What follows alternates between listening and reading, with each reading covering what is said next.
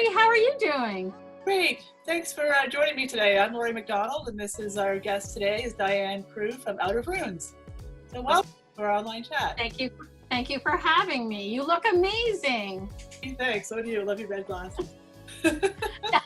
Thanks. Love your name. So where does Out of Runes, where does that name come from? So back in 2003, which is when I started this business, it was all strictly by accident. Someone had given me some old windows that they had found underneath their cottage, and I had old glass here, and I thought, well, I'll just take Lepage white glue, I'll glue it on the glass, and I'll just put it in the backyard as garden art. And I really never intended to do anything with it, but there was a few things I did find out from that one little project. One is Lepage white glue is a really bad choice of a glue to use, because as it got warm in my backyard, the glass just slid down the window. So it was fascinating. I mean, it was really pretty, but I really didn't know what I was doing. And then someone gave me a kiln because they weren't using it, and they thought, oh, I might like it. And I thought, well, you know, it was a time in my life where I was sort of looking for crafts to do. And so then I thought, well, I bet your glass could go into a kiln, and that way I wouldn't have to grind it all. And it was just an evolution of one thing after another that brought me to this. So when we decided to name the business, the funniest story was I went in and I looked up a thesaurus and I thought, you know, broken glass. And I go out and I go, hey, Lloyd, why don't we call our business In Ruins? And no one thought that was a good idea. And he says, why don't we call it Out of Ruins? And so it was really recycling old windows. We did the wine bottle cheese boards and flattened them for years. We probably recycled maybe 50,000 wine bottles. So over the years, we really did a lot of different things. Yeah, so I know you've been a professional glass artist for a number of years. And how have you been able to keep your product mix current and change with the trends? And that's not an easy thing to do. No, it's not easy. And I think, you know, when you have that curve as an artist and you're selling and you're doing really well and it's going up and it's going up, then what happened, we had a little bit of a plateau. And I guess after 18 years, that's a possibility. And when that plateau happened, I thought, okay, time to rethink and reinvent what I'm going to do. So I still do the windows. They're still really popular. I do a lot of custom windows, which has worked out really great during the COVID, because people who wanted to order windows in the past suddenly think, well, you know, I'm going to order it. Diane's probably could really use the money. And they're not wrong about that. But then what happened is I came up with a whole new product. I came up with little night lights. I came up with waves that are decorations. I came up with bowls that are amazing. And it was just forcing me to move in a new direction.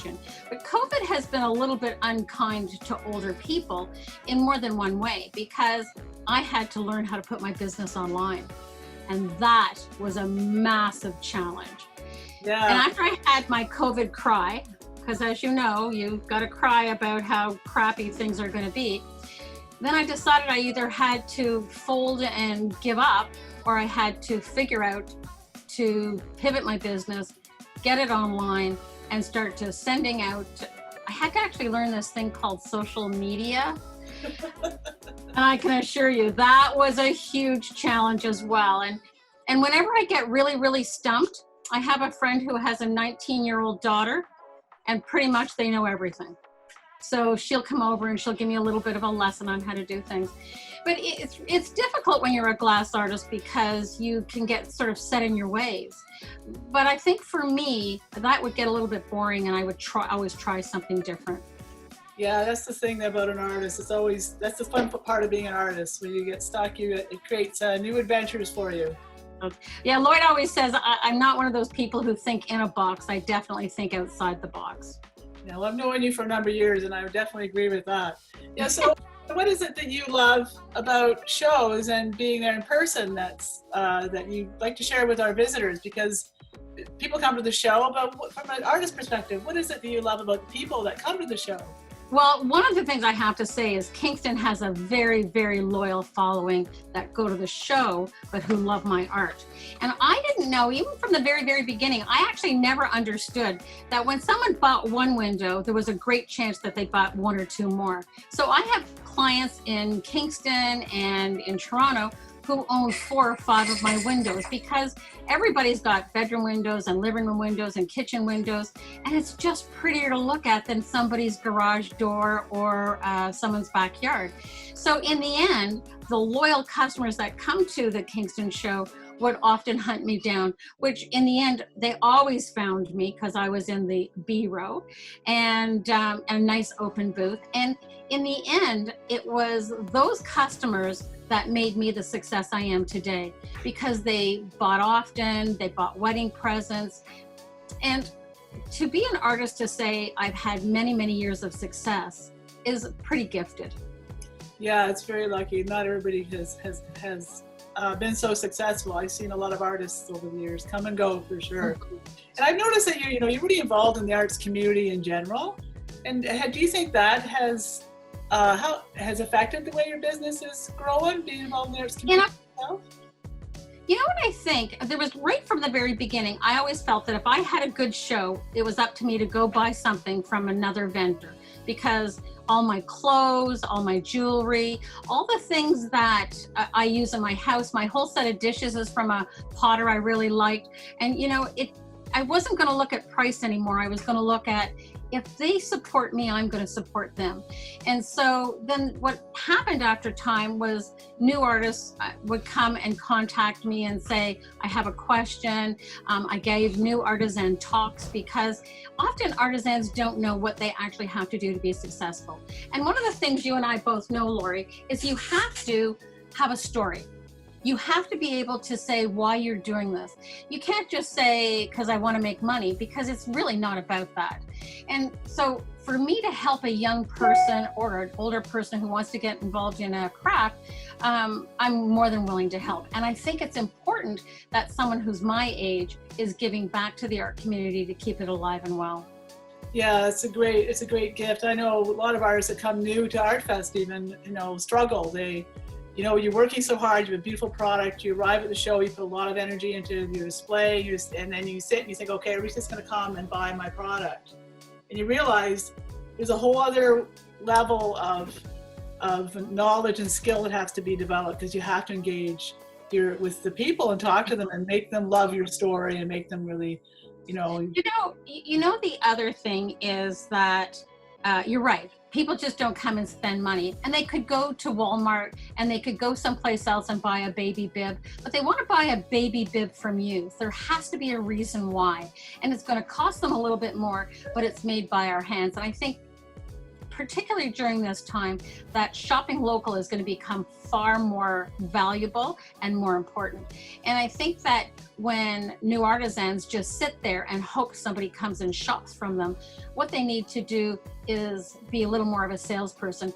And one of the things that is really a disadvantage for artists is that we tend to be introverts. I am not an introvert. But they tend to be introverts, and they love working on their own thing in their basement or in their studio, and they're happy. And then suddenly they're in the public eye. And a lot of them don't really enjoy that at all. So I think what happens is that if you're not a person who's easy to talk to others, then you need to put someone in your booth and hire someone who can sell your product or help you sell your product. And one of the things I think is important is to learn the skill of being a business person, being a creative person, being able to talk to people and engage. There are a lot of skills involved in being a simple artist. Yeah, absolutely. It's not an easy career, for sure. And I don't think anybody works as hard as artists do. I can bet that. And you've been lucky in some ways. Your whole family's involved in your business. And oh my God. What benefited your well, right from the very beginning, my son was about 22 at the time, and he went back to university. So he's a teacher today, but he would work on my business with me, and he would earn enough money to pay for his university and to cover all his living costs. So for him, it was a really good 5-year gig. And then my other son, after he left, my other son got involved, Trevor, and Trevor was single at the time, which was really good for me because I could send him on the road. So he was the guy who went to Vancouver and Calgary. He was the one I would ship off down to the States to do some shows. So he did tons and tons of traveling, and he thought it was fun. And the truth is, it is a lot of fun. It's a lot of hard work. It's setting up a tent, tearing down a tent, getting caught in rainstorms, and you gotta laugh about it all.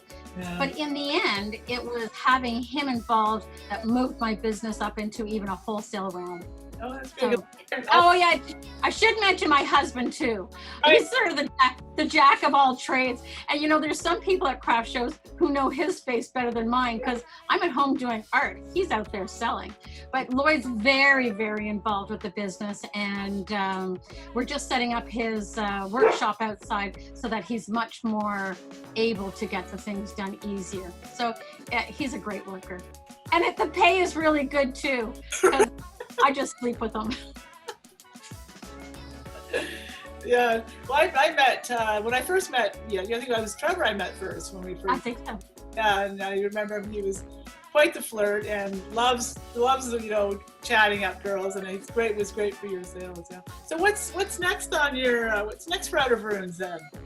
Well, that's an interesting question, because COVID has changed things up a whole bunch. I think that online platforms have me a little bit excited. I'm actually thinking I want to set up my booth outside on my front lawn and then do a really good video of it and see if I can't put something like that up online. And I think when you run shows like this and we start to move to a new platform of selling, I think that's going to be a very exciting time.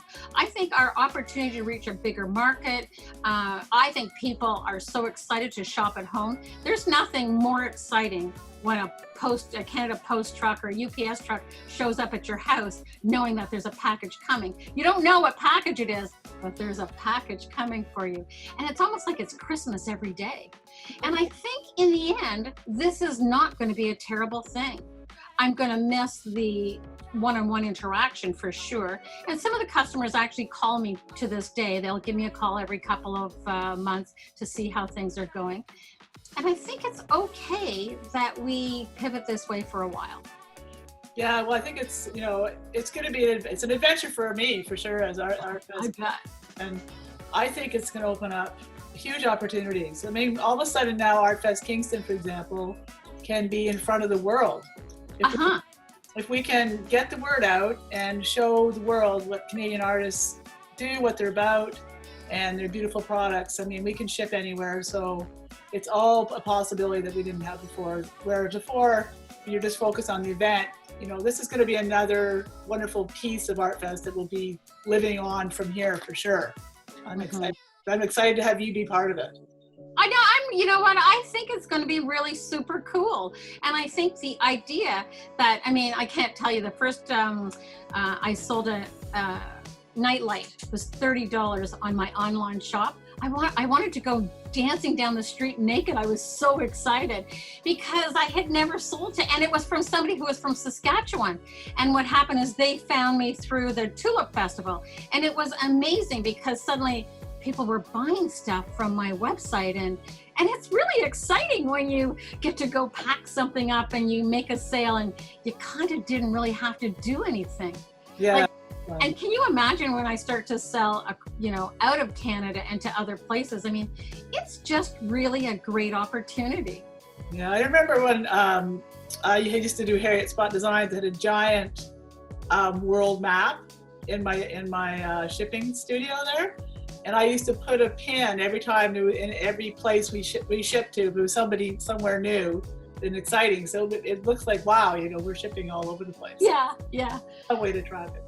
Yeah, so thanks for coming on and doing this chat. It's been great to talk to you, find out about art Out of Runes and about what you're up to. And let's hope we have some great action on our show, our virtual show here. And I'm excited. I'm really excited, Laurie. I think you're doing an amazing job, and we're also fortunate to have someone who wants to learn all the new ways of running a business. Yeah, it's been a huge learning curve, but lots of fun. I've been having a lot of fun doing it. Thanks, Diane. All right. Take care. All right. Have a good day. Bye. There we go. Good.